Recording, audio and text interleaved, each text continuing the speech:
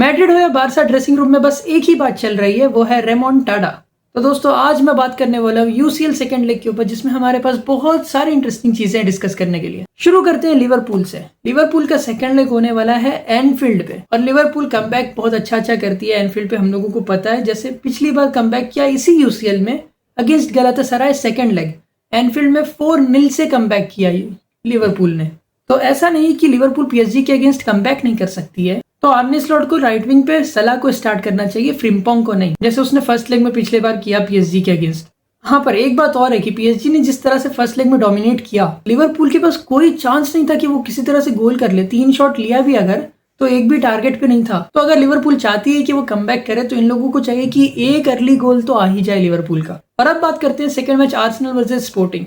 जिस तरह से आर्सेनल का फॉर्म चल रहा है ना, क्या पता स्पोर्टिंग कमबैक कर ले आर्सेनल के अगेंस्ट। कर सकती है, क्योंकि एक एक करके सारी चीजों को बॉटल करते जा रहे हैं ये। आर्सेनल के ड्रेसिंग रूम में सारी चीजें होती है सिवाय अच्छे प्लानिंग के। मैं इसलिए ऐसा बोल रहा हूँ क्योंकि स्टार्टिंग से आर्सेनल सारे टूर्नामेंट्स में पूरा एकदम डोमिनेट करेगी, लास्ट में आते आते आते बूम बॉटल।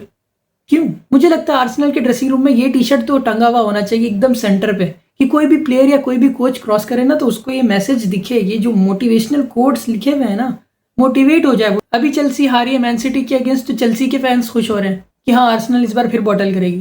तुमको क्या लगता है, स्पोर्टिंग कमबैक कर सकती है आर्सेनल के अगेंस्ट, या फिर आर्सेनल यहाँ से आगे जा रही है नेक्स्ट राउंड के लिए? अब बात करते हैं next match, real Madrid versus Bayern Munich. First leg जो हम लोग हारे हैं वो सिर्फ नॉयर की वजह से हारे हैं।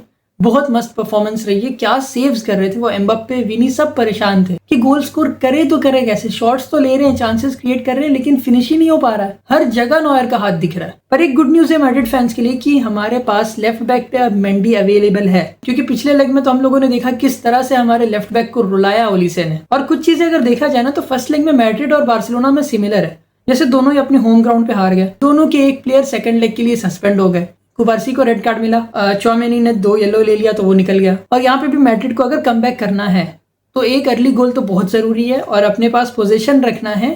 चांसेस तो क्रिएट कर रहे थे पिछले लेग में भी, पर बस अच्छी फिनिशिंग की जरूरत है, नहीं कर पा रहे हैं ये लोग फिनिश। और नॉयर को दिखाना पड़ेगा।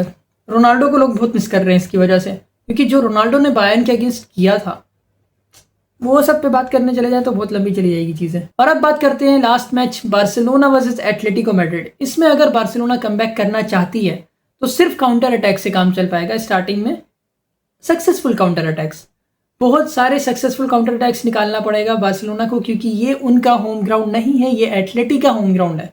हम लोगों को पता है कि किस तरह से हराम बॉल खेलती आ रही है एटलेटिको मैड्रिड अगेंस्ट बार्सिलोना कुछ मैचेस से, जहां पे वो लोग लीड में रहते हैं। क्योंकि अगर बार्सिलोना ने अच्छे काउंटर अटैक्स नहीं निकाले तो ये लोग क्या करेंगे, एक तो पहले ही गोल पोस्ट पे प्लेन पार्क कर देंगे कि तुम लोग शॉट्स लेके ही नहीं दिखाओ। पूरे 11 प्लेयर्स बॉक्स में घुसे रहेंगे, बॉल मिलेगी काउंटर करेंगे, क्रॉस डालेंगे, गोल करेंगे।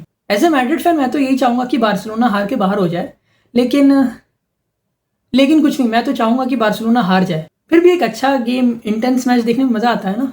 कमेंट्स में तुम बताओ कि तुम किसको सपोर्ट कर रहे हो और तुम आगे यूसीएल में किसको देखना चाहते हो।